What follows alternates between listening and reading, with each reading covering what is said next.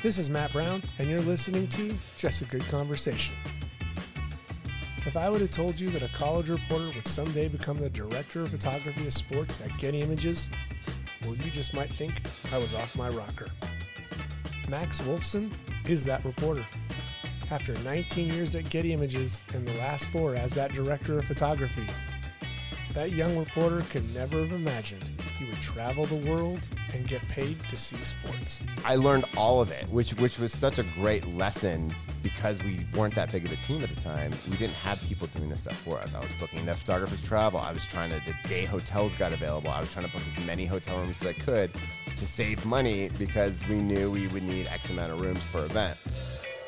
And it led me to so many, to checking off so many different boxes that I just understood all of it and became, like you said, a logistics manager, you know, whether it was shipping equipment in or working with, you know, Canon, trying to get gear there. I always had the goal of photographer shows up and does what they do best.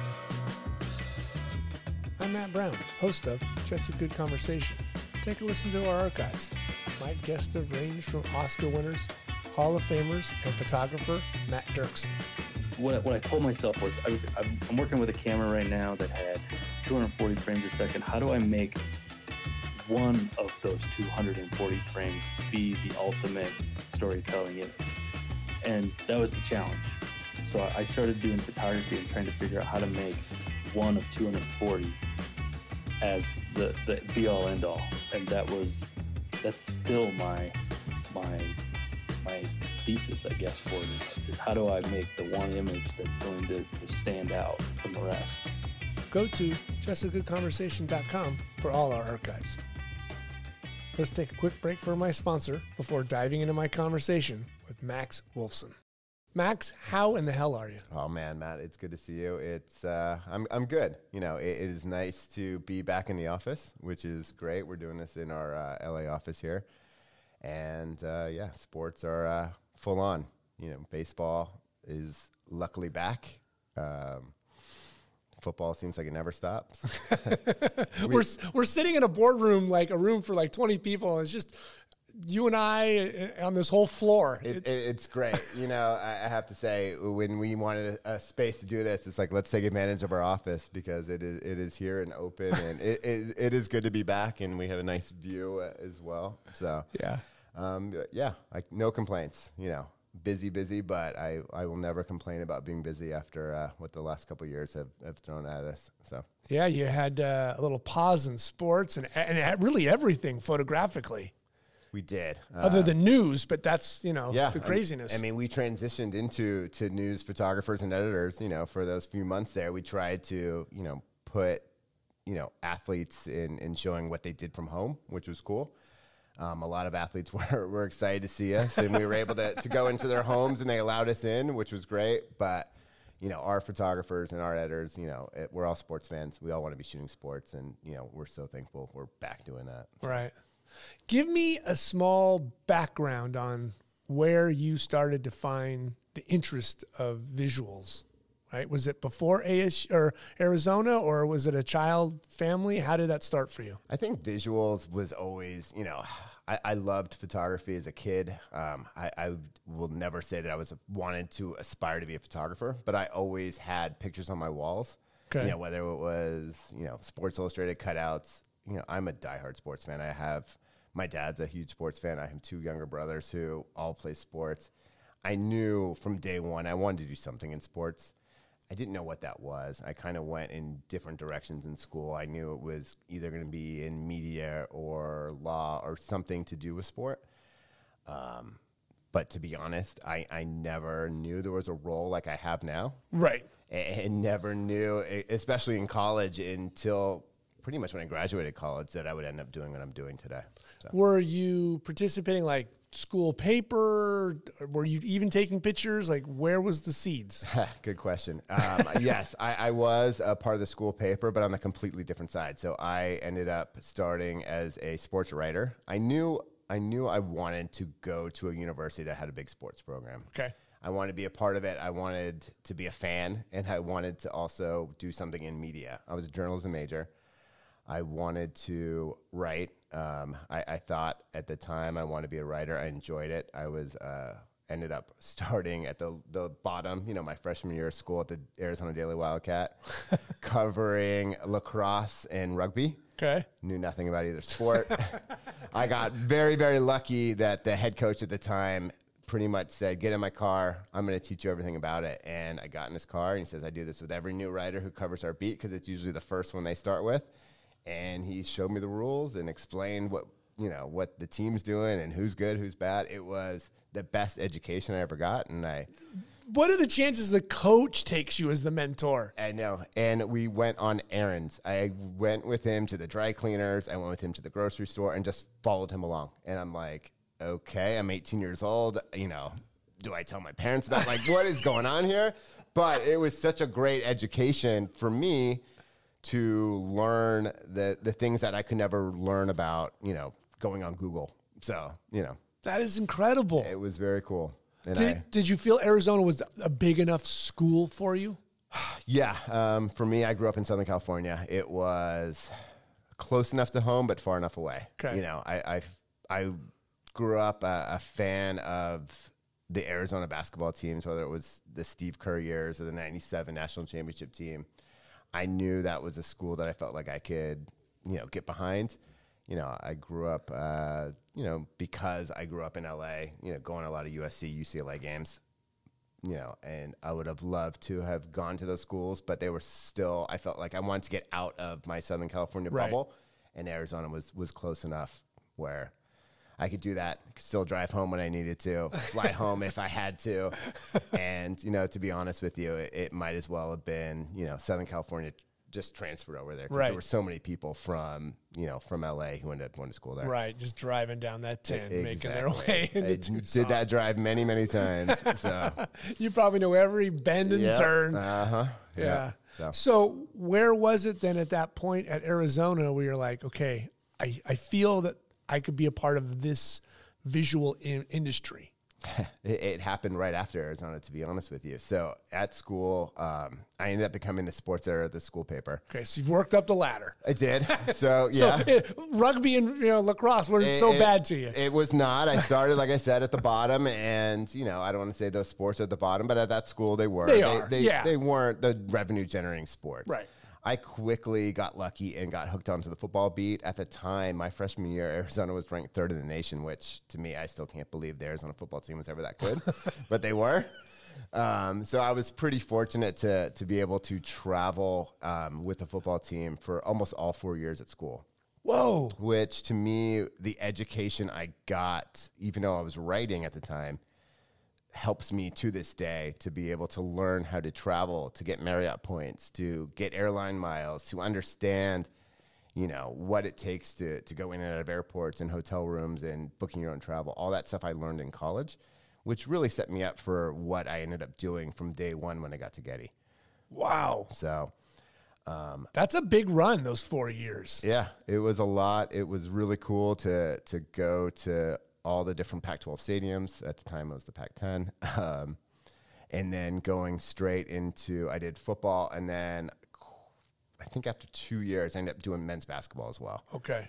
Which at the time, they were the #1 team in the nation. That's the gold standard there, right? It is. Lute Olson was there. I had a unique opportunity to get to know Lute, towards the end of his career and have a relationship with him and good and bad. There were some days where he wasn't happy with me, but I think that's a learning lesson as well as a student, at the school. Is that weird to say that you had a relationship with Lute? Like, it is. It's like with Bobby Knight or Coach K. If you Totally. cover that beat, it's not like Jim from the middle of Ball State. You just don't know. We're talking legend. No, he's a legend. He has a statue outside, outside the stadium. I mean, names on the court, right? Names on the court. Yeah. So Lute was, he always classy, the white hair, the suit he was, and tie. And you felt like you could ask him questions and he would give you a straight answer. He knew I was, a student there, and his responses were probably a little bit different, and he put up with some things, learning things but I did learn a lot, not only from Lute, but from the other media members that I worked with. And I realized pretty quickly, like, these are the guys I need to become friends with, because who knows what they're going to set me up with. I ended up getting internships out of them. I worked at the local news channel in Tucson. I worked at, some stuff for the paper in Tucson, different things that allowed me to start networking. And I felt like that was always my goal, was to continue to meet people. Now, what gave you the networking? Was mom and dad say like, hey, what's the career path for you? We've sent you out to Arizona. What's the goal? Or was that just internal? Like, I got to talk to these guys and see what's next. It's just what I liked. I liked getting a chance to know different people. I looked up to these people. I saw their names in the newspaper every day. I saw their pictures in the newspaper, whether it was a photographer or a writer. I knew that's what I wanted to do. Okay. So I wanted to learn from them and see how they got there and continue to grow, because I knew I was a student. I knew I wasn't going to produce the same stories as them, but I also knew that there was something I can contribute. It was a cool time. We were the #1 team in the nation, my senior year of college. And I'm sitting there talking to Lute Olson in a room with 3 other people. Like it's not LA. There wasn't, 50 media people in there. I felt like I actually could ask questions that would, be important and tell the story of the team. I set up some photo shoots that I still can't believe. We took the basketball team. This was a pretty solid team with Luke Walton and Channing Frye and Jason Gardner and, Gilbert Arenas was there and Richard Jefferson. We had some really good players. And we took them to the zoo. And I spent hours with them at the zoo with putting animals on their backs and snakes around their necks. And I'm just thinking back to my time then. I'm producing a photo shoot with the #1 team in the nation as a student. It was fun. It was, I could be creative. They let me be creative. I think at that time, the SID department was really open to doing different things. That's impressive. They're a little more protective now. Yeah, can you imagine trying to do that now with Santa Monica College? Right. Not even UCLA. So to think that, they were open to things like that and the players had fun with it, and the players felt like, as a student, I think working for the paper was the best thing I could have done. You build a relationship and rapport. You understand how to talk to these athletes, and you also understand they're college students too. Right. They're playing video games at night. Mm-hmm. They're going to the same parties. You're in the same classes with them. They're dealing with the same things that you're dealing with, at a different level. They're famous, in quotation marks, But you guys are taking the same classes. You're seeing them. You're in lunch lines. And a lot of times, there was a player, Salim Stoudemire, who ended up being one of the best players at the University of Arizona at the time. He had a rapport with myself that he would come up to me and tell me things. And I'm like, why are you telling me? He's like, I trust you. You're my age. I have that relationship with you that I might not feel like I would have with somebody else. And I realized pretty quickly that, when you do get a relationship like that, cherish it because they're harder and harder to get, especially now when athletes are, more protected. And I don't always say it's the athlete's fault. I think a lot of it is the team or the PR or the agent or whoever it might be. Well, it's different. Just the way things went about, the brand then and the brand now of that university, the athletic department, night and day. Yep. Plus, the athletes have their own brand understanding now. Yep. Like they didn't understand that then, and they didn't have the ability to utilize it now. They do. Oh my goodness. Yeah, they do. And a lot of what we're doing now at Getty Images is working with athletes, with the NIL, the name, image, likeness, and finding opportunities for the athletes, working with us in the universities and doing it in the right way, of course. But it has opened up a whole different, that meant nothing to you 20 years ago. Totally, and now because you couldn't, right? I remember going out and you couldn't even buy, if you would go with a player, you couldn't buy them lunch. Like there were certain things you couldn't do. So. Right. That's totally changed. And now it's totally changed. Yeah, now they're buying you lunch because they got a Platinum American Express. And they're allowed to have it, which is good for them. They deserve it. When you see how much money the sports are bringing in and, the players play a major part in that, obviously. Yeah, absolutely. So it's good to see. They're building buildings with the money they bring in. Yep, absolutely. So you're done with school. Where do you find Getty? Good question. Or does Getty find you? Kind of a little both. So I was done with school, graduated back in 2003. I knew I wanted to do something in sports. I had a lot of, I don't want to say exploratory interviews with different people in Tucson. I knew I wanted to end up back in Southern California at some point. Okay. But I started to kind of see, whether it be staying and working for the paper in Tucson or for the TV station in Tucson. Bob Elliott was a former player at the University of Arizona. He ended up starting a sports agency. I met with Bob and like, hey, could I be an agent? What would it take to do that? He goes, yeah, go to law school and try that out. So I said, all right. I was still at the age where, I was living at home, or living at school at the time and can, explore a little bit. I ended up applying for law school, took the LSAT, did all right. Was about to, go down that route, and a professor of mine recommended me coming into the Getty Images office. I honestly didn't know much about Getty. The school paper at the time, we were using stuff from the Associated Press, or we were producing our own content. And at that point, let's say 2003, how long has Getty been known as Getty and not All Sport? That's a good question. So Getty is now 27 years old, so pretty young at that point. Right. It was a pretty new company. Right. It's a kid, really. I mean, yeah, and at that time, Getty struggled getting credentials for events. Right. It's not like today where we have relationships with every sports league and every event Getty's at. So at the time, I didn't know much about it. They said, I said, okay, cool. I have some time in between now and when I might start law school. I'll go check it out. And they said, it's a writing job, and in sports. I said, okay. I'm like, all right, let's see what that is. Come in the office. Met with the same person who we met with today. Actually, she was here back then, which is fantastic. And they said, I met with the person who was the hiring manager at the time, and they said, take this test. And I said, all right, what do you mean? They're like, take a test and see if you can identify these athletes. I said, okay, cool. I know sports really, really well. I knew I wouldn't have an issue. I was expecting some curveballs in there, and it was just like pictures of Michael Jordan or Barry Bonds or Joe Montana or whoever it might have been at the time. And I'm like, this is the easiest test. I just graduated college a month ago. Like, this is the easiest test I ever took. I'm a white male in America. I better know. I better know who these people are, right? Like, so I'm like, okay, all right, test done. I'm in. I get a call. I said, wow, you did great on your, captioning test. I said, great. What's the role? And what the role was at the time, it was at the bottom. I worked in the NBA department at the time. We were scanning. I wasn't scanning, but I was captioning film that we would scan from the NBA, which was a good introduction to photography in a way a sports league like the NBA worked. A lot of it was remote. A lot of it was, photos from, legendary photographers, Andy Bernstein or Nat Butler or whoever it might be. And I started to understand more and more on the way they were shooting things. And then quickly, about a month into it, they're like, hey, do you want to go to the Final Four? And you could be on the court, you can run cards. And it's like, I'm 22 years old. I'm going to the Final Four, and they're paying for me to go. And I'm like, this is the best job ever. And then, within that first year, I probably went to 50 different sporting events, whether it was editing or, whatever it might have been. And I'm like, as a young kid out of school, you're paying me to travel the world, and I was hooked. Yeah, I mean, that's a huge thing.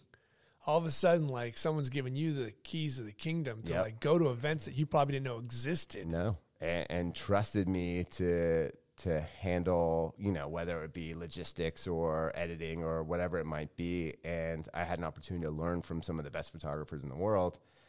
And again, that company's still pretty small at that point. Yeah. Where are you working out of? Santa Monica, LA? We were in Santa Monica at the time. Yep. Yeah.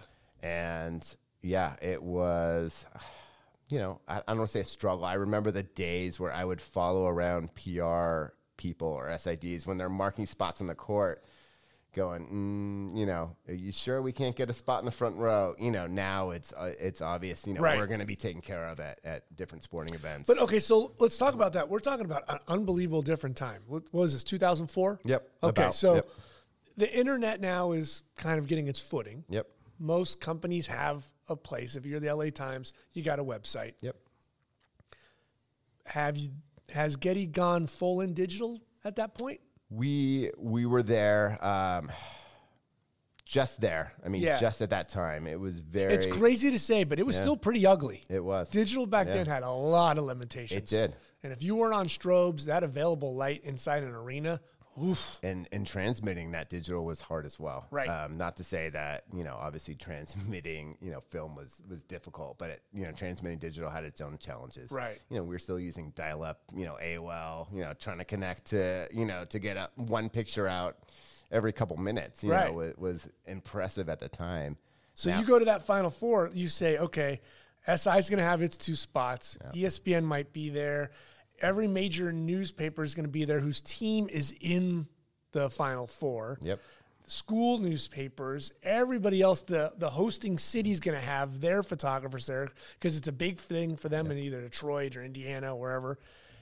Then you start to figure out where you put AP and everybody else. And yeah, if you're young Getty, you're a back row with with the students in the newspapers. We'd be lucky to be in front of the students at times, and the NCAA, credit them at the time. They always took care of the students and it was great. But, like you said, the University of Kentucky makes the Final Four. There are a lot of small newspapers in Kentucky that, that Kentucky basketball team is their bread and butter. Oh, that's it for them. That's all they care about. That's all the people in the town care about. So they would always take care of them as well. We'd be behind them, pecking order. Have you kind of noticed that? We're kind of don't really see it being in LA. It's the LA Times. But when you go to small towns, for sure. Holy criminy. Yeah. Everybody in that town gets that paper. Yep. Yeah, and there's talented photographers that come out of that as well. Yeah. And they can make a career out of working. And they get huge display. Absolutely. I didn't see the paper when SC and UCLA are still in the Final Four. Right? Like they might have gotten A1, maybe below the fold, 3, 4.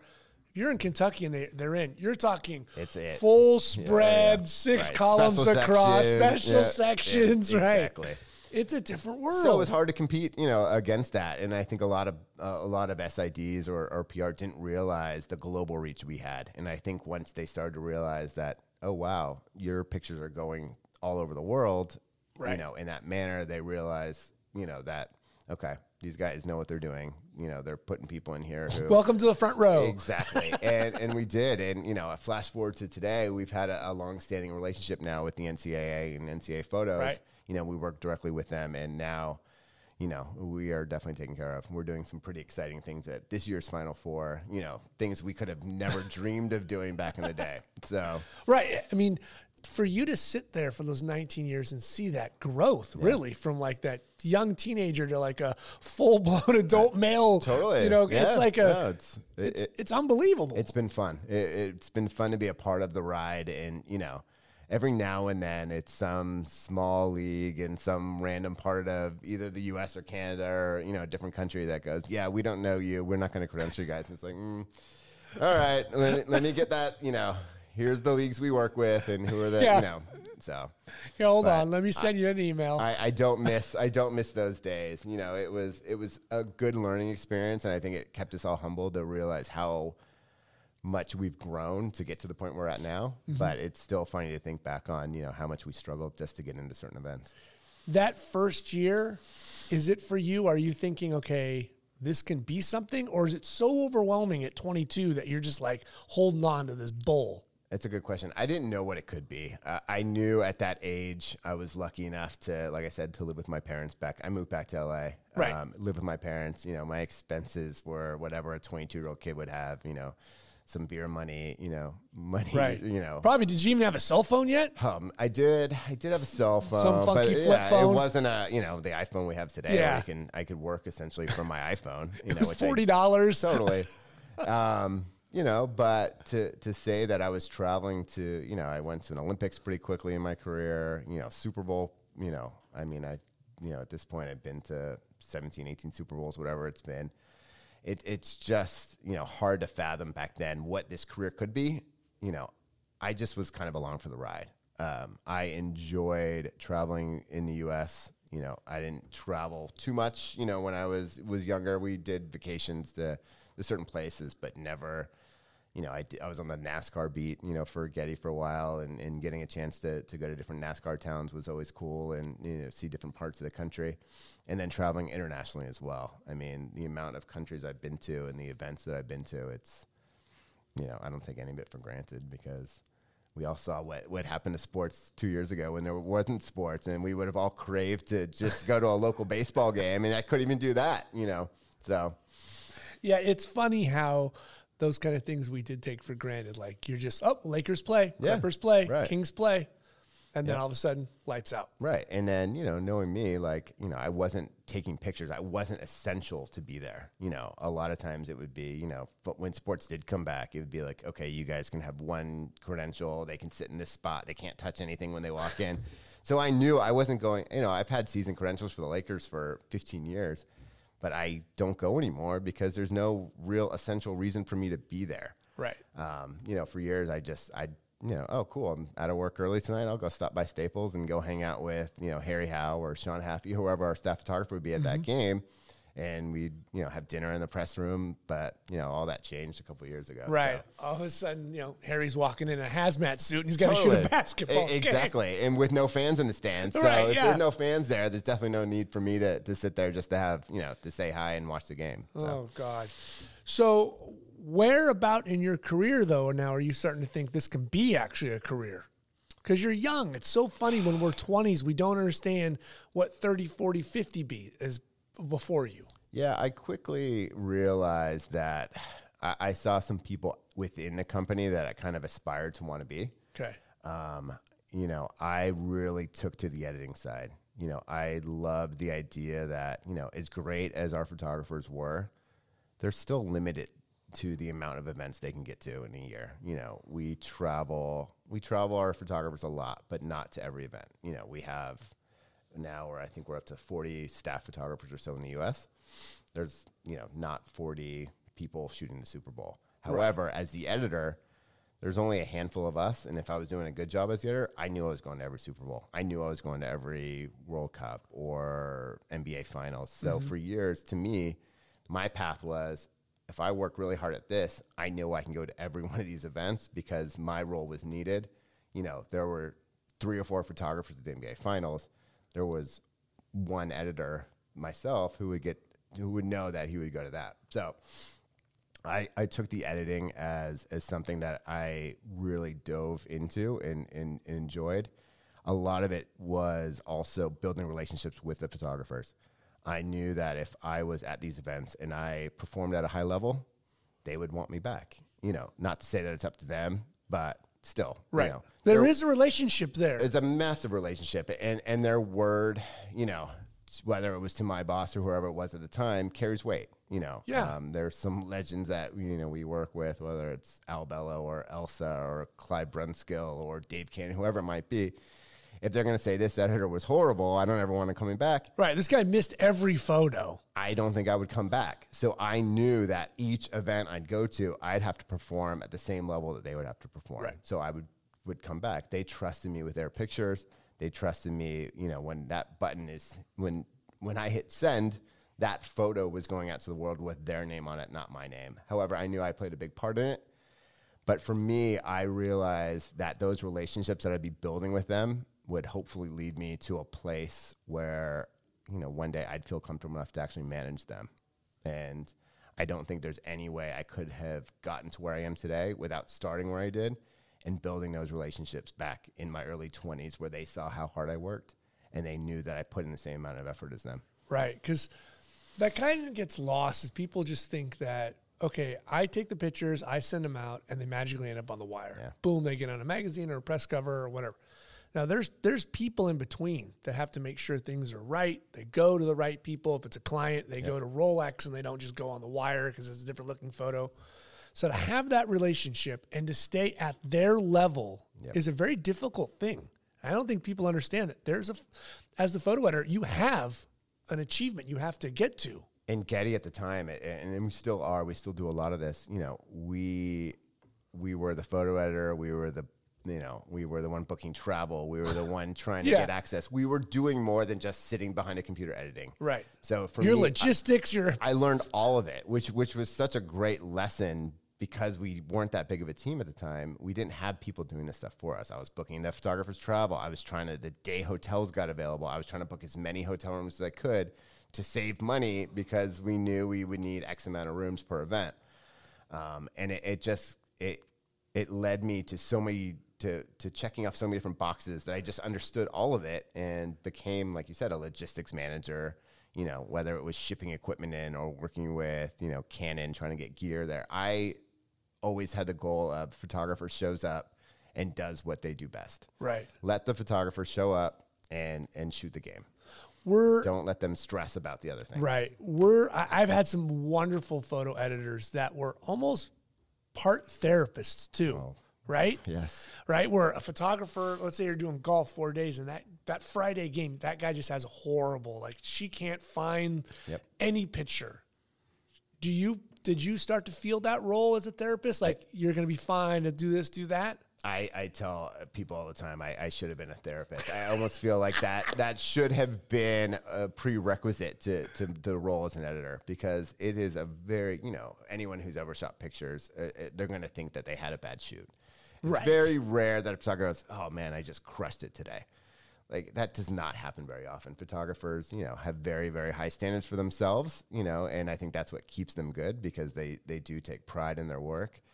But a lot of that is that conversation after that game ends. You're sitting there at dinner and, having a beer or whatever it might be. And they go, oh, I'm horrible. I shouldn't even be here. Why am I here? And then you as the editor, and the one that I always felt like was the one to kind of say, hey, you know what?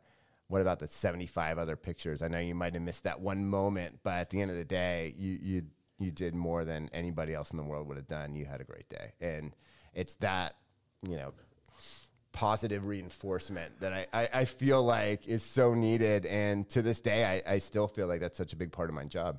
Yeah, it's funny. It's almost the comedian syndrome, where they remember the one show the most where they bombed, but they don't remember the other 100 where they killed it. Everybody was laughing at every joke. Every photographer, just that one shot. The ref got in the way. Yeah. Wasn't bad on ball.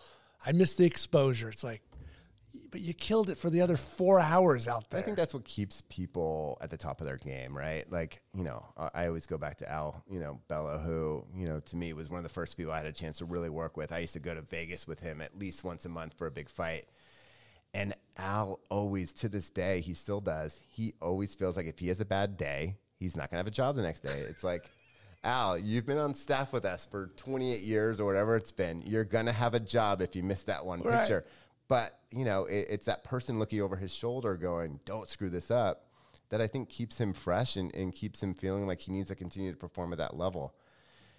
So it's funny. I think without that part of it, photographers would just kind of coast. And I don't think anybody wants a photographer who coasts. They want a photographer who's always feeling that pressure to reach that, the level of the athlete or the level they think they should be at. Right. So when did you get that balance as a photo editor where you're a therapist, but you're also kind of the hammer at times, where you're kind of like, hey, you know what? That wasn't the best day. I'm not going to pat you on the back. I'm going to kick you in the ass a little bit and say, like, that wasn't what we thought we had that day. You missed a lot of stuff. For sure. It took time, and it took a tone that I had to learn, and I think that tone changes based on who the photographer is. Right. It's me knowing what pushes their buttons, and to this day it still does.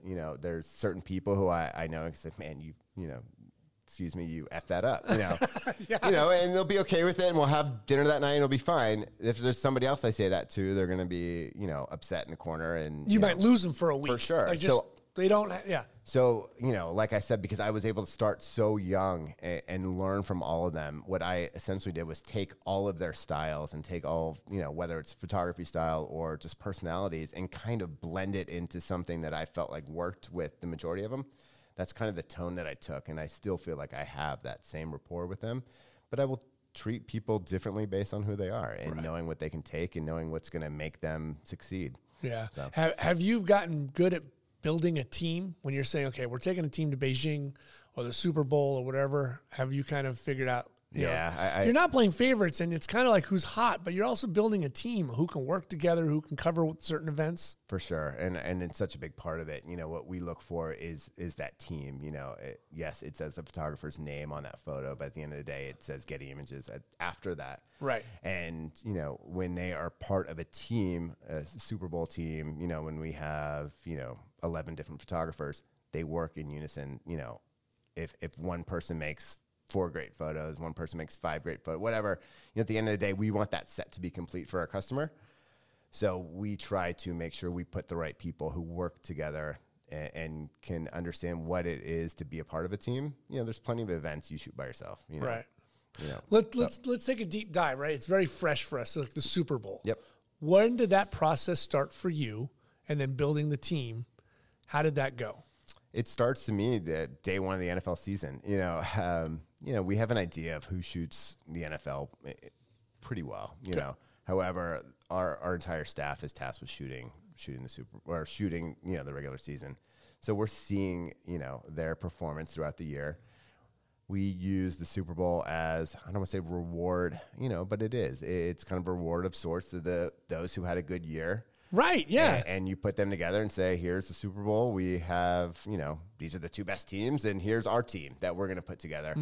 Some of it obviously comes down to local, if a game's in LA, you're trying to utilize your staff there. If you're not going to pull everybody from the South over. Right. If the game's in, whatever, San Francisco, you can use that. Whatever it might be, some of it is based on that. However, we've been lucky enough where we don't have to constrain ourselves just based on that. We can reward the people who really deserve to be there. And I think we've done that.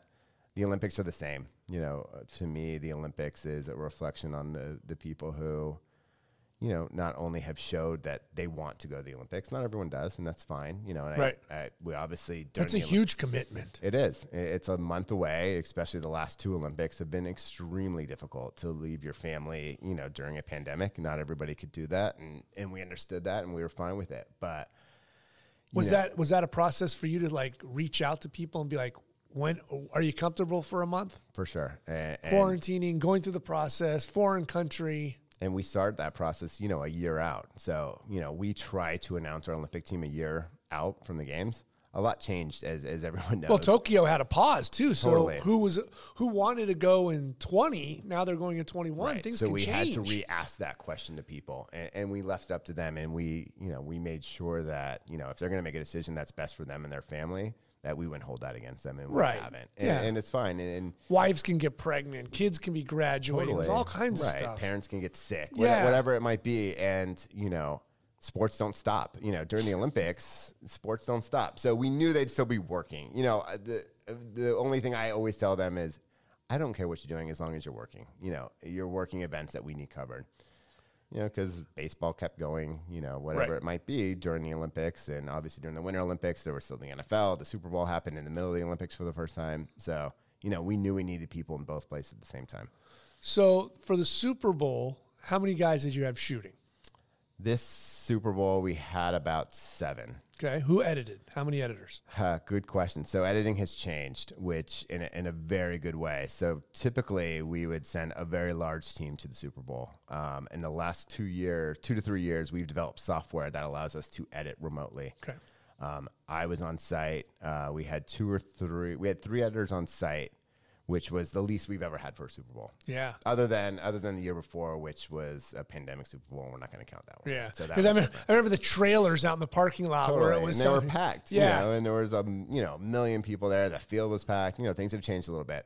Now with remote editing, we have a program called Focus, which allows us to sit in the comforts of your home, which everyone's used to working out now, and edit remotely. So we had actually a team who was at the Olympics in Beijing.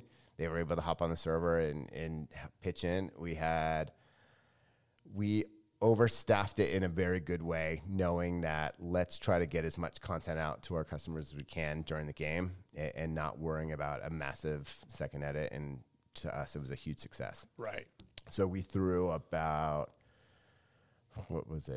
15 to 16 different editors on it, which was fantastic to be able to actually have an assembly line of sorts. So people picking pictures, people captioning pictures, people toning pictures, all of it. Each person had a role to play. We had our entertainment. See, I think people forget that. There's different things that goes into those photos. For sure. They just aren't perfect right out the gate. Yep. And we knew with this Super Bowl based in Los Angeles, we knew that there'd be such a major entertainment component of it. Oh. So what we did for the first time as well is we brought our entertainment team in. So they were able to remote edit as well. And we had the best entertainment editors in the world editing all the entertainment content. And it took all of that, off the sports team as well, which is great. They handled the halftime show. They handled all the celebrities in the stands. I guess our total, collective of photos was probably as strong as it's ever was because we were able to utilize different teams and different workflows. Right. So that was great. So when you take your team shooting the actual game, do you guys get together a week before and go, okay, these are what roles are. This is where you're out, your overhead, your corner, you're this, you're that. Who's winner, who's loser? That part to me is the easy part. Right. It's the logistics of everyone getting there and making sure we have the technology in place. part of our world is trying to see how can we get pictures to our customers as quickly as possible. That planning goes months ahead of time. You know, we have a major events team who we work very closely with, you know, Rich and Carl and Mike and Joel and those, you know, that group of people that, you know, they do a lot of that planning for us. You know, they're talking to the stadium, they're talking to the different people who are supplying internet or whatever, fiber or whatever it might be. Those conversations happen months ahead of time. Wow. To me, the easy part is saying, okay, you photographer are shooting in this spot. And, right. and they understand that. Sure. A corner needs to be shot. Totally. Yeah. And they know what they're tasked to do. They know what their focus is at the end of the game or pregame or whatever it might be. Mm-hmm. So that part, you know, that's the easier part. It's the logistics of trying to make sure we have the right infrastructure on site and technology on site to get that job done. Right. Looking at it from a leadership role, yep. How do you think the Super Bowl went, if you had to grade it? This year was good. Speed was as fast as a Super Bowl in terms of getting content out to our customers was probably the fastest, most flawless Super Bowl I've ever done, which is saying a lot because I think I've, like I said, 17, 18 different Super Bowls, right. which is hard to believe. Photo-wise, I think a lot of it was good because there was such an entertainment component to it. You know, everywhere you looked, there was a, you know, somebody's in the stands, yeah. Justin Bieber, you know, politicians. There was people everywhere. It was everywhere you looked. I mean, you could have shot into every single suite and found somebody famous. So that took some of it, you know, it took the sports part of it and moved in a different direction. But we knew that going into it. Being in LA, being in a new fancy stadium, it was going to have that. You know, I think there's things we can always do better. You know, there's some COVID restrictions that are still in place, at least at the Super Bowl, that still prevented us from doing exactly what we would have liked to have done. You know, we didn't do remotes in the catwalk like we typically would because of some restrictions. You know, certain things that we've done in the past that I think had a broader, you know, understanding of the game itself that were restricted. You know, we couldn't shoot in the tunnels, you know, things like that. We couldn't get in the locker room, which we used to do. Right. You know, hopefully those things are now, I know baseball is now letting writers back in the locker room. Hopefully these things are starting to come back. Yeah, it chips away and things loosen up. Exactly. Are you hard on yourself when you're grading and you're thinking, okay, what could I have done better for the team or what can the team done better? Because there's that leadership role that you've grown into over 19 years. So how do you grade yourself when you're looking at it? Yeah, it's a good question. I try to debrief after every event, you know, whether it's, you know, what we could have done better, you know, technology wise or getting the photographers there earlier, you know, parking. There's some things that are out of our control. You know, right.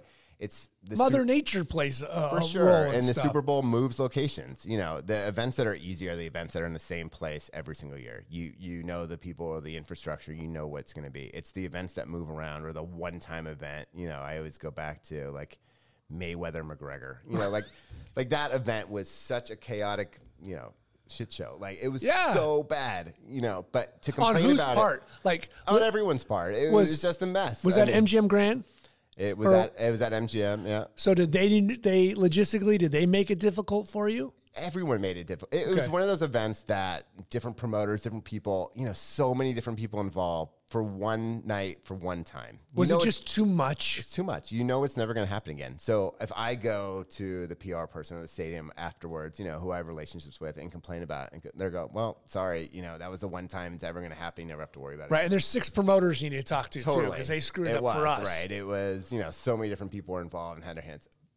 Those events are hard, and I grade myself different on that stuff because there's so many things that are going to happen one time and never going to happen again. You can learn things from them, but at the end of the day, it's not going to happen again. It's the events like the Super Bowl. You know, the Super Bowl is going to happen every year, hopefully, and you can learn things from that. But you also know the Super Bowl is going to change venues and weather and different things like that. You know, hotels, you know, whatever it might be, things you can improve on. So, yeah, we take, you know, to me, as long as pictures are getting out quickly and the photographers are in the position to make those pictures, it's a success. You know, I felt really good about the Super Bowl because of how many different people we were able to utilize, you know, at Getty Images, whether it was our entertainment team, our technology team, our back-end team, whatever it might be. And they all performed at, you know, the level that I would hope they would. So right. What was your first Super Bowl? 2003 or 4? Yeah, somewhere in back Houston. then. Yeah. I remember the one in Houston. It was like the second Super Bowl after September 11th. Yep. It's at Houston. And Jeff Gross and I standing outside in an absolute Texas piss storm, just huge quarter-sized drops of rain. And they had no cover for us. Right. And we're waiting to go in for security, and we're just getting soaked. And we're just thinking, like, this is a brilliant idea. Who thought of this? Well, it's one of those things, like you know, Super Bowl in Minneapolis. Like, I've never been so cold in my life, you know. But then again, you can complain about it afterwards, but you know it's not going back to Minneapolis anytime soon. Right, yeah. So, it could have been worse. Could have been Green Bay outside. Could have been outside. Correct. Just getting from where they, you know, where we set up to, you know, it was brutally cold. But yes, you know, it's one of those things you can, you know, there's always things you learn from each event, but typically it doesn't happen again. So. Over your 19 years, what's been your kind of favorite event? Something you kind of look forward to, or maybe you haven't gotten to yet? Good question. I guess the stock answer is the Olympics, because it is the Olympics. And to me in sports, that's the pinnacle event. However, I love the Final Four. I'm very lucky. I'm going next week to the men's Final Four in New Orleans. It's an event that I feel like we get a very good. We just understand. The team we have covering it, the technology team we have working with the NCAA photo team as well. We just get it done, and we do it at a very high level. I love the college fans all coming into one city. I love cities like New Orleans, where you're walking around and everybody's into it. You know, everybody's there for that reason. It feels like a big event. You know, I miss that. You know, the last couple of Olympics, unfortunately, you know, they're having to be fans, and it just doesn't feel like an Olympics. No, it just sucks the life right out of it. You want an Olympics where the whole city's transformed and feels big, and you're, you know, packed stadiums. I'm really looking forward to the Final Four this year, where it's going to be, you know, back in the Superdome, and life and fans and cheerleaders, and the bands are playing. I mean, can you imagine that game without fans or bands? I mean, guys with squeaky shoes just playing in a big empty arena. For sure. I mean, I went to the bubble last year in Indianapolis, and, you know, there were very limited fans. It was weird. You know, it felt like it was a made-for-TV event for us. So I am so happy that this Final Four is going to be normal. So I saw a photographer, a Japanese photographer, was photographing Tokyo outside, and it was just so weird to see, like, this is an Olympics, and it doesn't look like anybody's going to go. No. I mean, we went no ticket lines, nobody waiting, nothing. It was just buildings with wraps. Yeah. So the first 2 weeks in Tokyo, we were on, you know, lockdown per se. We were allowed to go from our hotel to venues or to our office. That was it. After 2 weeks, we were free. We were considered local, and we were able to go to restaurants. I mean, some of the best restaurants in Tokyo, we were able to walk in with no wait. Like, it was, I won't take that for granted, because that will never happen again. But to miss out on the fans, and for a city like Tokyo, as amazing as it is, to just not have the feeling that you're in Olympics, it could have been anywhere in the world, and it's a shame, because, you know, I do hope Tokyo gets another shot at it, you know, one day, where they can do it right. Yeah, I mean, it's almost like they need to get a redo, and like they get 32 or whatever it is, because I remember being a kid in LA in '84 when it's happening, and it was the biggest thing ever. We're 13, it's the greatest, and my dad's trying to get us tickets to like handball and boxing and all the fringe stuff that kind of happened. I can't imagine being a little 13-year-old kid in Tokyo, and the Olympics comes, and you're not allowed to go anywhere near it. I mean, I'm so excited. My kids are now 10 and 7. I cannot wait till the 28 games. Yeah, 28. Oh, they'll be the perfect age. Perfect age. They're, you know, they love sports already. I mean, my son will watch any sporting event, you know, tag or cornhole, whatever's on TV. Yeah. He just doesn't care. He just loves sports and competitiveness, and I cannot wait, you know, till get to, you know, experience the Olympics in his hometown. So. Right. And you can see all, just like, you know, whether it's surfing or all the events. It's just going to be unbelievable, because it's in his house. Yeah, I know. Right. Yeah, going to the stadiums that, you know, he was going to, whether it's Poly or SoFi or, you know. Right. Whatever lays out. Crypto.com. Yeah, whatever it's going to be by then. Right. If it's still crypto by then, whatever it is. If it's like any arena, there's a 50-50 chance it might not be that name by the time. Exactly. I know. Yeah. I still can't get used to not calling it Staples, but that's a story for a different day. A different day. Yep. What sporting event do you want to go to that you haven't had a chance to cover? That's a good question. I have been very fortunate to go to almost everything. I have gotten into F1 a little bit. I think Okay. going to a big F1 race would be fun. I've done a lot of NASCAR races. Are you kind of blocked off North America, South America, or have you been able to get to, or have you gotten to South America much? I do. So I manage our South American operation as well, Okay. which is Because I saw very Americas, cool. but I, Yep. sometimes they put Yep. that in and they don't. Yep. They forget after Panama, there's still countries. Totally. Yeah, no, I've been, I've gone down to, we have an office in Buenos Aires. We have an office in Sao Paulo that I've been able to go to. We had an office in Rio. We have a fantastic staff photographer in Rio. So yes, I've been down. I've been to some pretty amazing soccer football matches in South America, which has been fun and eye-opening to see how they do it down there. Whole different level. Whole different level. We cannot understand.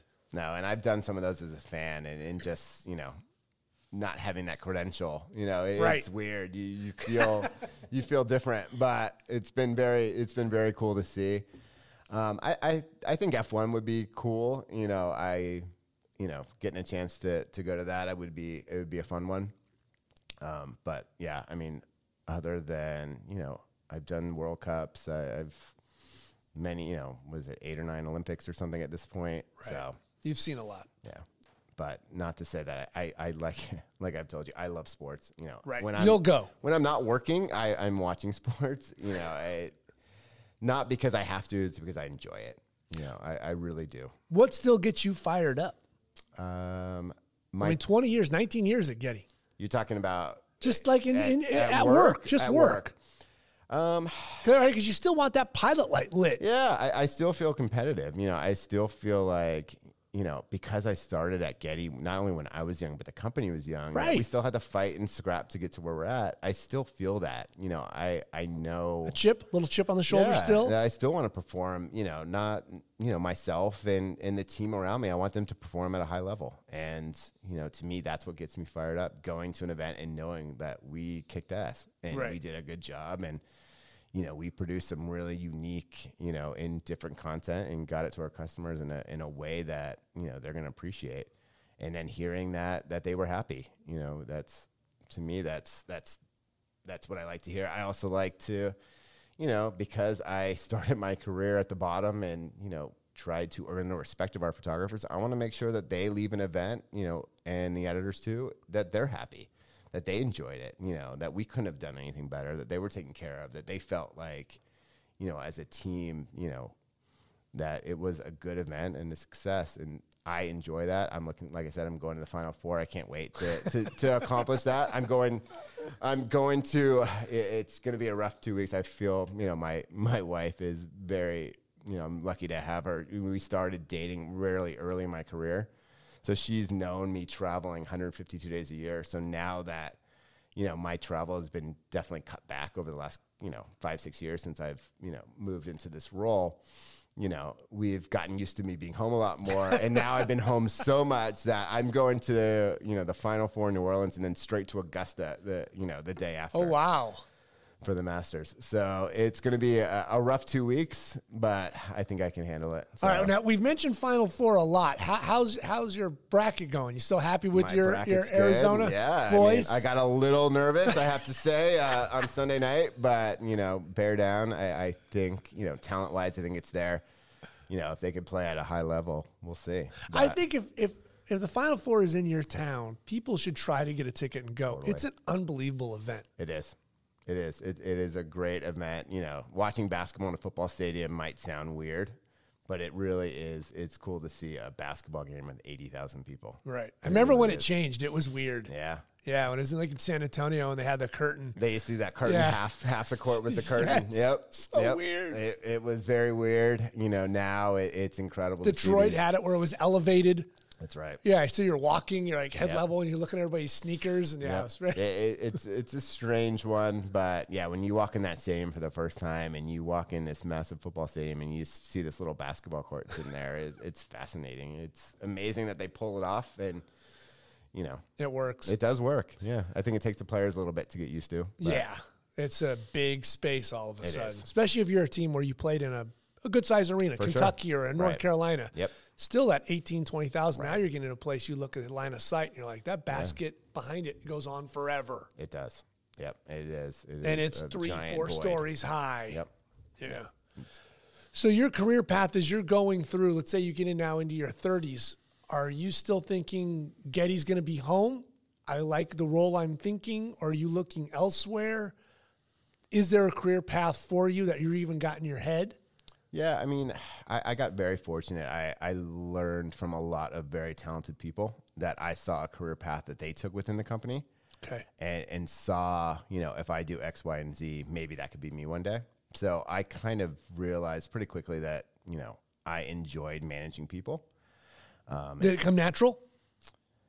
Or did you have to work at it a little? I think I still work at it to this day. I don't think anyone's a perfect born leader. I think you have to always work at it. You know, I started managing people back in college when I was the editor of the school paper. I mean, it was, you know, you were telling your peers good, bad editing, you know, and I feel like as an editor, it's a management position per se, because you are still the last, you know, the one saying, was it good or bad? Mm-hmm. So, I did see my career, you know, at Getty. I still, you know, see a lot of growth in the company. I think for an editor like myself, if you want it, there's an opportunity. The company's been very, very good about, you know, promoting people within. Okay. We understand the business. I think we understand what Getty does. You know, we do things unique than a lot of different photo agencies do, whether it's working with the sports leagues or, you know, or maybe it's that, you know, chip on our shoulder that we started small and got to where we're at, and we still have that mentality that we need to scrap for whatever we get. Yeah, and I still feel that to this day. So I did see a career path pretty early on. I knew if I worked hard and did the right things, you know, they would hopefully come. Now, when you say those right things, what do you think that was? Putting in a lot of time, extra work, saying yes? Yeah, I think leading by example for sure.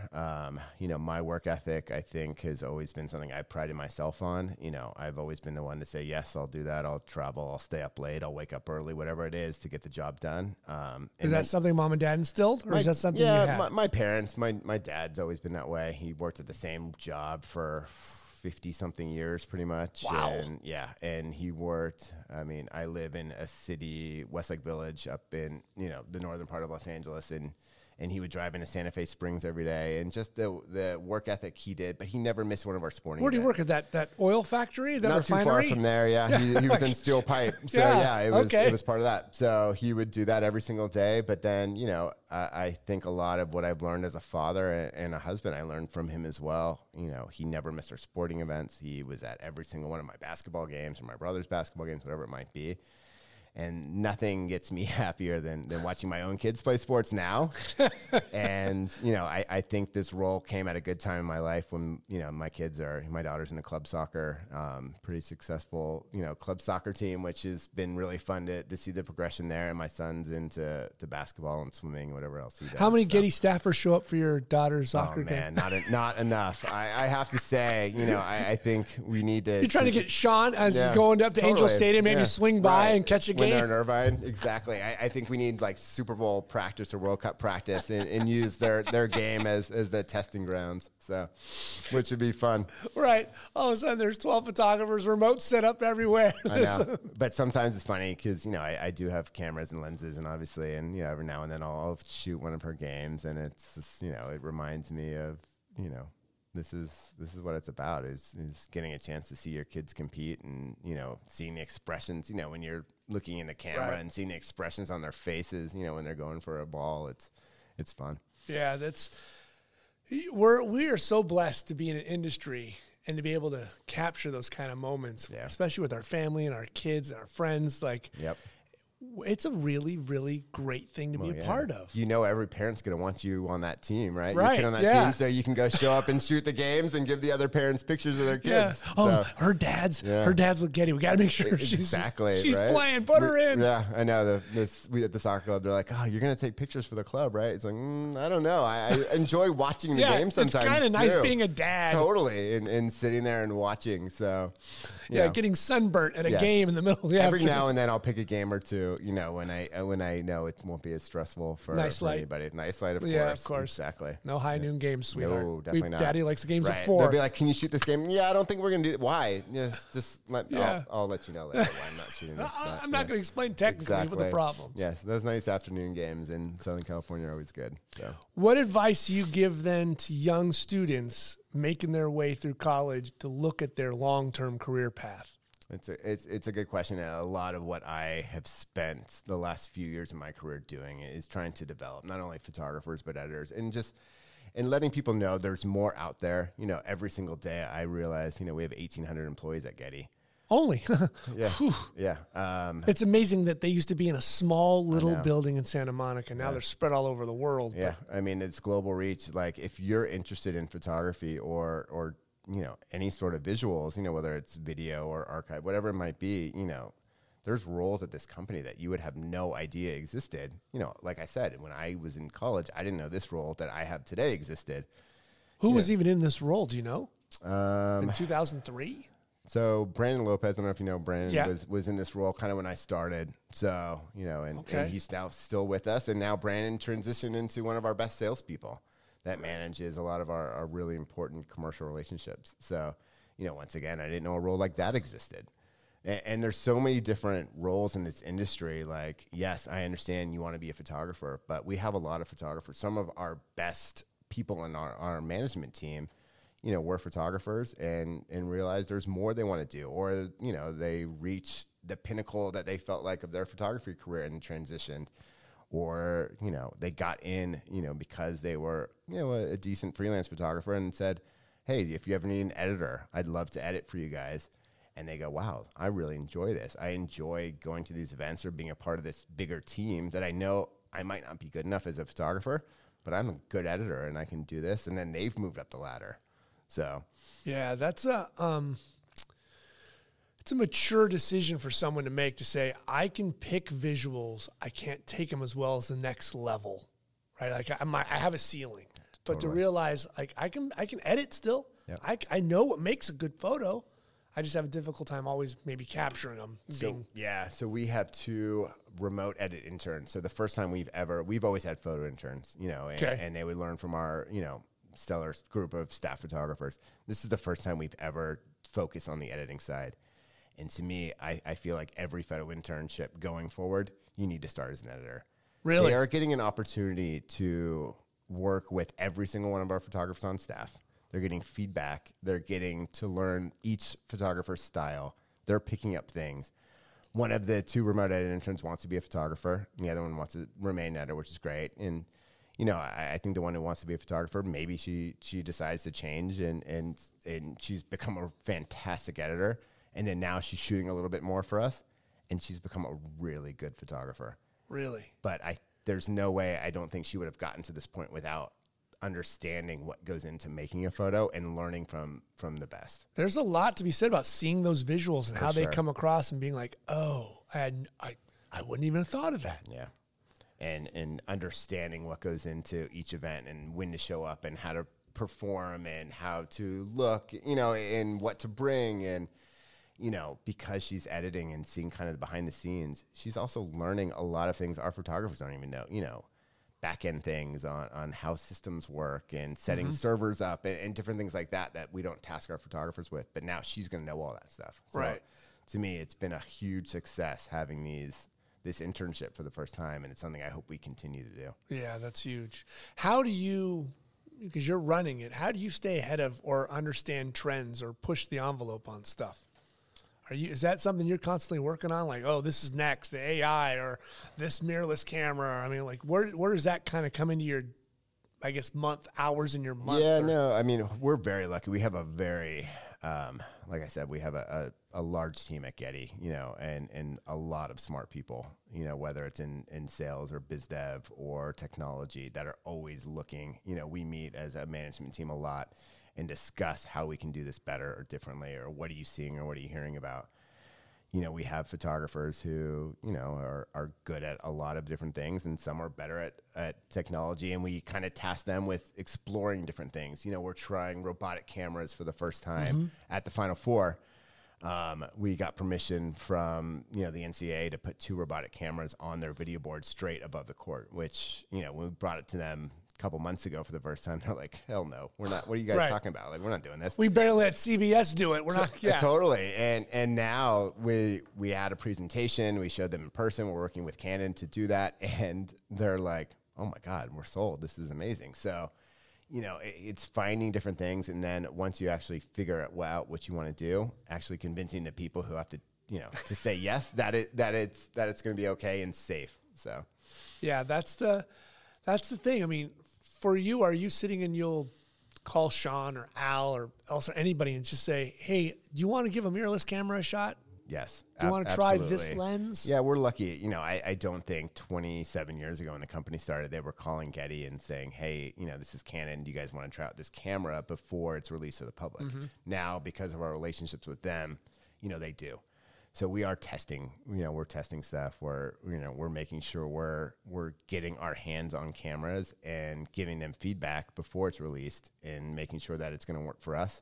And they've been incredible partners in that, letting us give them the feedback that's going to work for us. And, it might not work for everybody, but we need stuff that's going to work for us. And we're not going to be happy with the camera. Right.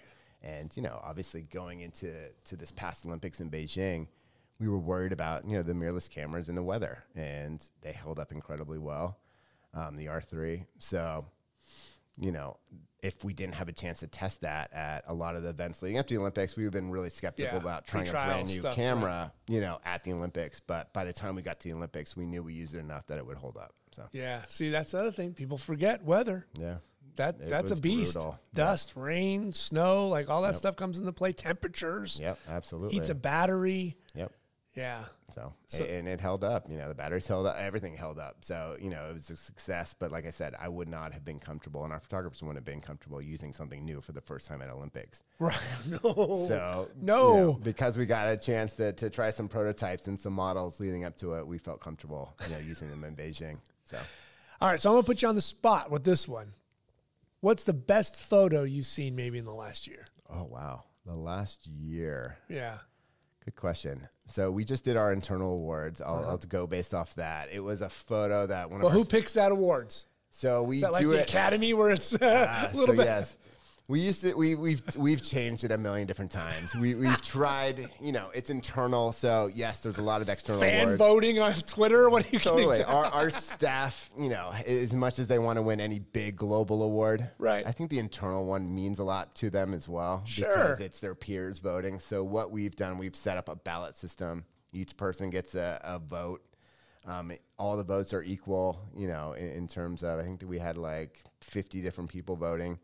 And total points wins. So, there was a lot of drama back in the day where it would be a select group or the editors or myself. And, some of the other senior managers would pick the pictures that would win. How long have you guys been doing this? We've been doing this, voting in the internal. Yeah. Oh, since day one. So since you've been around, was that a surprise to you when that first came about as a kid? Like, oh man. Yes, it was heated. We would have some people come in like prepping us. I don't know if you know Daryl Ingham. Daryl back in the day would come into a conference room like this and say, "You're picking these pictures because of it," and it's like, oh my God, let me just pick the pictures I want. Were you getting like $20 handshakes? They took it so seriously. So To try to take some of the politics out of it, we gave everyone equal vote. You can't vote for yourself. That's the one rule. Okay. Which is fair. And, all the votes are weighted equally, and whatever the results are, Yeah. So it was a photo from this year. It was a photo that staff photographer Patrick Smith took in, he's based in Baltimore. He took in Tokyo at fencing. Okay. It's 2 fencers, kind of looks like they're floating through the sky. It's slow shutter speed, kind of that float. It's beautiful. It's really nice. It feels like the picture's moving, but it's obviously it's not. Right.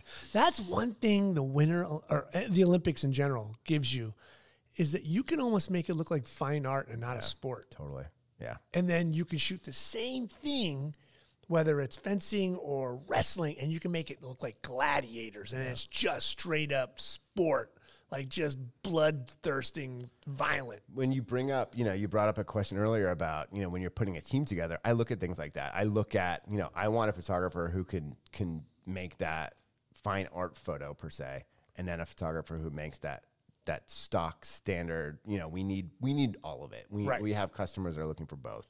We have customers that we want to, you know, that are looking for the pretty pictures, the best of boards, things like that. And then we have customers that need the stock for whatever it might be. Right. So They just need it for the front page of sports. Totally. And to me, that, you know, we have, you know, our group of photographers can juggle that, but we're picking, you know, that team for that event. I'm trying to make sure that we kind of have a combination of all. A little bit of this, a little bit of that. And it works. You know, I don't want all fine art photos and then somebody's going to be complaining about, you know. I just need a finish line photo and everybody's panned. Yeah, exactly. Right? Everything was shot an eighth of a second. Yeah. That Wheaties box isn't going to look very good when it's you know, a blur on the front. So when you're having a big event, are you looking at, like, if it's someone's first Olympics, Super Bowl, do you kind of walk them through a little bit, because it is very overwhelming? It is. Yeah.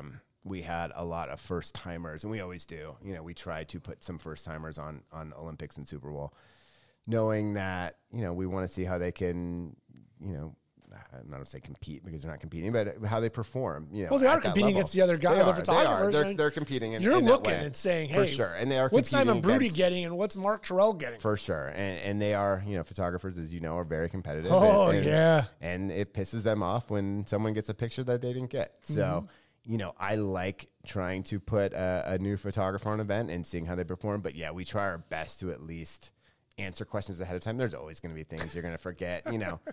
I don't want to say I've been doing this for so long, but I've been doing this for so long now that there's things I take for granted, you know, that I know how to do, whether it's, you know, a passport, you know, renewing a passport, you know, pre-check, whatever it is, you know, simple things like that we're used to doing that they might have never had to experience. So, right. I mean, that simple thing like a passport, I realized mine expired during the pandemic. A lot of people did. Because I realized, well, I'm not going anywhere. And then it come up, so I'm like, oh my God, I got like 3 weeks left. I know. And that doesn't cut it on a passport. No, I think for the Olympics, you have to have yours can't expire within 6 months or something. So it has to, you know, these are the small things that, you know, that you forget about. You know, taking pictures, to me, once they're shooting, once they're behind the camera, they know what they're doing. Right. It's the stuff leading up to the event. I think that screws up a lot of photographers. How did you feel when you got the head role, the role you're in now? Was that something special for you? It was. You know, I cheered. I fist pumped. I appreciate it. No, it is. It proves to me that hard work, and I don't want to say dedication, but, you know, I've been loyal to the company and they've been loyal back to me. And I feel like I've been very fortunate in the things that the company's allowed me to do and the freedom that I've had. But yeah, it was, you know, I don't want to say, you know, to me, it felt earned, and it felt like it was at the right time in my career. You know, I did a lot of the events I wanted to do. I felt like I was, you know, there was very few events in the U.S. that I wasn't at, you know, whether it was. And I was at the point in my career where I'm like, okay, I've done these events. Let somebody else start doing them. Let somebody else start to get to that level. Let me now, you know, sit in this director of photography role and lead this team the way that I felt like it should be. Right. So I love the fact they gave it to you after you put in all those years here and you knew the inside and out, and they didn't go outside and bring somebody in who did not know how this place runs. Yeah, I think our photographers, you know, and editors and assignment editors and our tech team, you know, it says something when you could reward people who, you know, who understand how they work and understand the business. You know, we've had outside people come in and, you know, in different roles. And it's hard. It's a very tight-knit group of people that perform at a very high level and expect the people around them to perform at that same high level. Right. Now, I don't know if your boss is going to hear this, but at any point, did you think prior to, you know, being the director, or you were thinking maybe I'll look at some other magazine or some other newspaper or some other, you know, job, whether it's, you know, we're in Hollywood. It could be anywhere. Warner Brothers or Disney or something. I'd be stupid to say no, you know. Like, well, but just like maybe like you're like, God, okay, I've done every U.S. Open. Do I really want to see another one? Right. Yes and no. Like, did I know there was things out there that, sure, if the opportunity presented itself, absolutely. But I knew where I wanted to be. I knew this was what I worked my, you know, the second half of my editing career to get to. Right. That I wanted to at least get there and then see what I can do with it. And to me, you know, I've been in this role a couple of years now.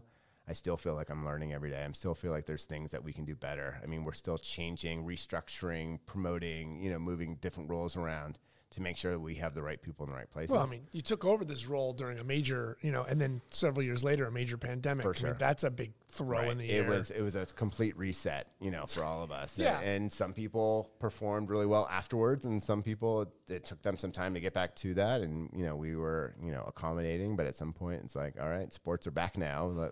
Let's get back up to that level. Right. And we expect people to get back to that level. March 2020, you're wearing the big crown, the big hat, and the poop's starting to hit in the fan around here. How are you guys sitting around going, what are we going to do with sports, with no sports? Yeah, we were, obviously as sports fans, it was like one day after another. This was canceled, that was canceled, that was canceled. Right. What are we going to do? I mean, I was in a catwalk in an arena when they made an announcement like the Big West tournament has been canceled. Right. Yeah, I mean, it was canceling every trip we had, whether it was, I think Indian Wells tennis was that week, and that was one of the first events to get canceled.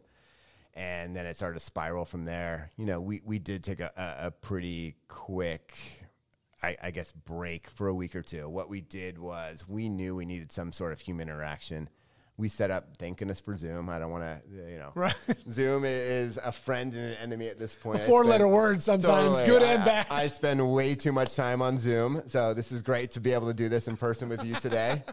But we did say, look, we need to make sure we're looking out for each other. It was scary at that time. We didn't know when sports were going to come back or when anything was going to come back. Or kids were at home, whatever it might be. And so we got on Zoom calls once a week, and we just chatted, and we talked about how the kids are doing. We talked about what we can do in our local areas. Is there any picture story you can do there? And then from there, I realized, pretty quickly that we have these connections, whether it's with the NBA or NHL or whoever it might be. Let's start talking to them and seeing how can we help them? Are there athletes, who would be open for us to go to their houses? I mean, we shot athletes from sitting inside a car, in their garage, whatever it might be. And we started to depict their daily lives, the athletes' lives. And then agents got the ideas of, we haven't had fresh content of our athlete. They're never home. Now they're home forever. Let's do some photo shoots. And we started to do some different things with some track athletes and some Olympians who we have a lot of good connections with. And the content kept rolling in and rolling in. Yeah, because that's only 4 or 5 months from the Olympics, so that was still up in the air. Exactly. The Olympics did not get canceled right away, so we still had to think, like, what happens if there's no trials? We need some content, some fresh content of these athletes. And then it just kind of caught on globally. I mean, we started doing picture stories everywhere. In every one of our Getty Images offices, we would, send our sports photographers out, and some of them became very good news photographers, which was a huge adjustment for them. As you know, sports photographers show up to sporting events, they're wearing a credential around their neck. News photographers don't always do that. No. So it was very strange for them to go find a story that wasn't a game. And Right. It took a lot of adjusting. Some were really good at it and some weren't. So See, and that's, again, it goes back to you building your team. Someone where Sean Haffey, he came from a newspaper background. Right. For him, boom, he flips a switch. He's back into wearing his Totally. journalism hat. Yep. And he had a drone at the time, and he was out flying the drone and doing different things, and cruise ships stuck off the coast of San Diego. Right. He was, doing different things, and it was easy for him. I credit, Al Bello, for example, who was, a tried and true sports photographer. I mean, he shot sports his whole career. 25 years prior to this he thing had happening. to transition. He had to pivot, right? And he ended up winning. He ended up getting a double spread in National Geographic and, winning some amazing news awards for some news stories he ended up doing. And he learned. I mean, it reinvigorated him as a photographer at, that point in his career to learn different skills. And now he uses those skills when he's shooting sports. And it's really fun to see. He's doing picture stories all the time now and using video. Things he never learned because he was just showing up to sporting events. Right. Like, I see your face. You're glowing like a proud director of photography. You got to see him grow still. Yeah, to think that somebody, at that point in his career could grow. And, Al wasn't the only one. A lot of our staff did that. And it was cool to see. And it got recognized. Our CEO is extremely, pointing it out in each call, like, look what they're doing. They're pivoting and doing different things to contribute. We were, at the time, we were still getting paid, Right. So, that was the beauty of being on staff, and everyone knew how fortunate they were to be on staff. Those poor, I always we tried to do what we could for the freelancers. And when sports came back, it was fantastic. But, they were not getting paid at the time. No. So our staff realized how lucky they were to still get a paycheck. They weren't shooting benefits, the whole thing. And the company took care of all of us. So it was, as scary as it was at the time without sports, it could have been a lot worse. Yeah. That's great to see someone like Al, still have that fire to go okay, I'll do this. It was a lot of fun. Yeah. To see what he produced. And now he did a arm wrestling story the other day. It's fantastic. Just different things, skills that he never learned, because he never needed them. Right. So I think we kind of pigeonhole photographers and we don't give them enough credit. We'll say, Al shoots a lot of sports, so Al's a sports photographer. I think Al's got enough layers in him that you can make him go out and not make him, you could send him out totally and do landscapes, and he'll come back with some unbelievable, day in a life in Montana landscapes or something. Like, I think I love doing that. I love, we are lucky to have an incredible news team and entertainment team as well. And putting them in, throwing one of them at a sporting event, whether it's, Arturo Holmes, who's one of our entertainment photographers in New York, or Mario Tama, who's shot Olympics for us, and just seeing what they could do differently. Or Ray McNamee, who's our chief news photographer. Just seeing, their eye shooting something different. It's always fun to see. Yeah, absolutely. Because you don't know how they're going to look at it. And then you're going, I'd say 9 out of 10, you're going to be blown away. Yeah. Giving them that chance. Right. They're going to see something different than your everyday sports photographer is going to see, which is cool. With the world coming back to being normal, right? So you're working with Eddie Adams' workshop. That's going to be back again to like a normal world with students coming and learning. Very excited about that. You're excited about that? How long have you been doing that with Eddie Adams? Last year was the first year, and it was all virtual. Zoom. It was Zoom. So, as how great did you as get it that was, short end of the stick where they don't invite you when it's real? I know. I'm very excited to do this in person. I've always, admired the work that they've done. We've had a lot of our staff and photographers being a part of it. Yeah. Either, a student or, faculty. And now, hopefully, the world's in a good place in October when it happens, but I'm excited to do it in person. And I love finding new talent, whether it's, through a workshop or just people reaching out to me via Instagram or, sending me an email. Right. What other, so with your internships here at Getty, what's the cycles? 6 months, a year? So typically it was 2 photography internships. We did one in New York that started with the U.S. Open Tennis. That lasted about 4 months. And then we did one in L.A. Okay. But since the pandemic and credential numbers being what they are, to me, what a real internship is, it's mentorship and guidance. If you can't be, you can't get multiple credentials to a baseball game, which, was hard the last couple of years, or a football game, whatever it was, it was hard to do an internship. So we put those on pause. Okay. What we've done is this remote edit internship, which has been a huge success because we've been able to do it with 2 people who can work at home and get the guidance and mentorship that they needed because they're working with so many different people every day. How long is that internship? So that was 6 months. That it actually ends, sadly, it ends in 2 weeks. Is there a re-up? Right? Is that? I think it's pretty universally admired, pretty universally agreed upon amongst our team that we want to do it again. I think the success of what we've done with the 2 interns we've had now, the sky's the limit. What they've grown into in their 6 months, they're going to be contributing to us for a long time, whether it's, as editors or photographers or whatever path that they end up going on. Right. If people wanted to find that internship, where could they go if it does open up again? Yeah, they could reach out to me, and see when we're going to do it. We'll probably put a little bit of a pause over the summer when I don't say sports are slowing down, but a lot of the events go international, whether it's world championships or, things like that. And then we'll probably bring something back in late summer, early fall. What's the best way to reach out to you? Email preferred or Instagram, if that seems like, or LinkedIn. I get a lot of people on LinkedIn, whatever it is. TikTok, whatever those kids are into. I do, exactly. TikTok I'm not on yet. One day. Stay away. I am. Until my own kids get on that, then it's going to be a different story. But, right. But yeah, reach out to me. I'm happy to either talk to you myself. I spend a lot of time each week going through portfolio reviews with potential freelance photographers or our current freelance photographers, whoever it might be.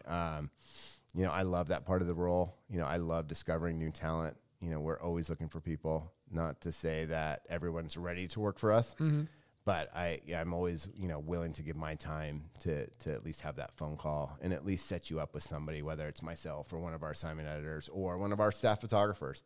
You know, that's the one thing I do love about our staff photographers. All of them are willing to give back. Right. What do you think makes a good Getty photographer? What are you looking for? That's a great question. To me, somebody who is willing to be a part of a team. We do pride ourselves on working together. You know, we don't like the lone wolf photographers going to go run off and, you know, end up standing right next to one of our other photographers. You know, to me, I always think, you know, and I say this all the time, that I think we do have the best sports photographers in the business, at least, you know, throughout, you know, the world. You know, all of them are incredibly talented. Not to say that they all have certain strengths. I think they work well together. You know, all of them are looking for different things, you know, and it's part of my job is to, like I said earlier, to blend the team to make sure it's the right group of people when they're working together. Somebody that understands what Getty's looking for. We're looking for different things. You know, we work with the leagues themselves, a lot of them. We have a lot of partnerships, you know, with the NBA, NHL, Major League Baseball, PGA Tour, whoever it might be, and understanding those commercial requirements as well, and also getting the best pictures. It's hard. It's hard to juggle both. Not everyone's cut out for that. You know, not everyone can perform at the level, make the pretty picture, stand on that, you know, hole for whatever it might be just to get the stock and then go find that amazing sunset, you know, silhouette later on that day. It's tough. It's not for everybody. Because it's a bit of commercial work. It's a bit of sports. It's a bit of journalism. It is. You know, so you got to wear these little hats differently depending on where you're at. Yeah, it's an adjustment. We hired a couple new people about a year and a half ago, some of them who had never worked for us before. And it took some adjustment. I think they were, you know, some who've come from a newspaper background, it's different. You know, newspapers, you know, most of them are looking for 25 photos from the game, and that's it. And you know, we're looking for those amazing 25 photos, and then we're looking for 200 more stock images. Right. It's a different mindset when you're going out and shooting. You know, and some photographers we use are just stock photographers and are good at that. You know, but to me, to be on staff with us, you have to be able to juggle both. Right. You have to be able to find that, you know, that hidden gem of a photo and also get the stock and take care of the commercial shot list that we might give our photographers. All right, so you got 40 staff photographers, right? Game's at 4:30 on Irvine this Saturday. What 4 photographers are you bringing in to shoot our game? Man. Oh, man, no way. I'm not dumb. You're going to pick that one, this one, and that guy. I'm going to pick the 4 who are going to be the closest. No, don't answer that. I'm not going to answer that. You don't need those emails. No. Why did you pick me? No, and the amazing thing about it is, like I said, you'd take any of them. I would take any of them. Yeah, I mean, any of our staff. No, and I would take any of them. Oh, you got a great staff. But I know who's going to work well together as well. You know, some, you know, there's somebody they're going to work well with, some they're going to work better with, you know, and I want to make sure that that combination always goes well. Right. And sometimes I like, you know, when they might not work well together and they're stuck together for a weekend and they got to figure it out. Yeah. Sometimes that little tension's good for them. Yeah. And maybe they sit down and have a beer at the end of the night and realize they're the same kind of person and it's different, you know, and you know, I think we all forget, you know, when we've been locked in our homes for so long, you know, that, you know, those relationships can change and people look at things differently. Right. So. Max, thanks for the time. I'm glad we didn't Zoom this. We got to be in the big office, and I dragged you out of it's been great. Over the hill into work. It's been great. No, I really enjoy it. You know, like I said, you know, to me, the passion that I have for this industry, you know, and finding that talent out there and seeing where I started into where I've come into. And like I said, I didn't know there were roles like this out there. And hopefully other people can realize, too, that, yes, you know, it's fun to be a photographer, but it's also fun to be an editor or a manager, whatever it might be. And there's so many different roles in this industry if you want to be a part of it. So. Yeah. Well, the great thing is that you're giving back and you're helping out, like either looking at portfolio reviews, dealing with Adams or anything. There's another Max or a Sally that you're helping out, and that's all they need, because Max in 2003 didn't know this job existed. Totally. So if you can push Max and Sally to be like, here's something, that's fantastic. No, to me, it's the most rewarding part of the job for sure. Yeah. It is finding that person who, didn't know that what they could become and seeing their career progression. And, it's funny. I still feel like I am young, and I'm not going to say that I'm not, but it is funny now to see the next generation coming in and getting a chance to influence their lives and mentor them and see where they end up. So. Okay, here you want to feel old? Yes. Look at the Arizona team. Where are those guys now? Oh, Damon's a basketball coach, right? Where's he at? He was at Pacific, wasn't he? Assistant coach somewhere now. Wasn't he the head coach even for Pacific? He was, yep. Jefferson's on ESPN occasionally or something. I think he donated $10 million to university. Good for him. I wish I can do that. They still call me looking for money. I'm not doing that much. Sorry. Lutz passed away. He has. Jason Gardner, who was the point guard for us at the time, is an assistant coach. Gilbert Arenas, who I actually grew up with. Gilbert, I went to middle and elementary school with him. I don't know. He has a podcast now. He's doing pretty well. Luke Walton was the coach of the Lakers and the Kings, and Luke's now, I don't know what he's looking for his next gig. Yeah. So, it's funny to see those guys. Andre Iguodala is, I think, the only one, sadly, that I went to school with and covered at the time that's still playing in the NBA. He must be hanging on. He is hanging on. He's still there. He's won a couple rings now with Steph and the Warriors, which is amazing. So good for him. But, yes, he is kind of like, once he's done, I'm like, oh, no, it's over. My connection. So school is done. Done. I know. I still love that Tom Brady still competes. I still feel young because Tom Brady's still playing football, so it's good. Yeah, think about that. Yeah. He came out of retirement one more time to make you feel younger. Yeah, hey, as long as there's people playing sports older than me, I feel all right. So, thanks for your time, man. Of course, it was fun. Thank you for listening to my conversation with Maxx Wolfson. Please click the like button if you enjoyed the episode. Become a subscriber to the show. Please leave a review if you enjoyed what you heard. And remember, you can follow the Just a Good Conversation podcast on Instagram. You can find all of our past shows on the website, justagoodconversation.com. Thank you for listening.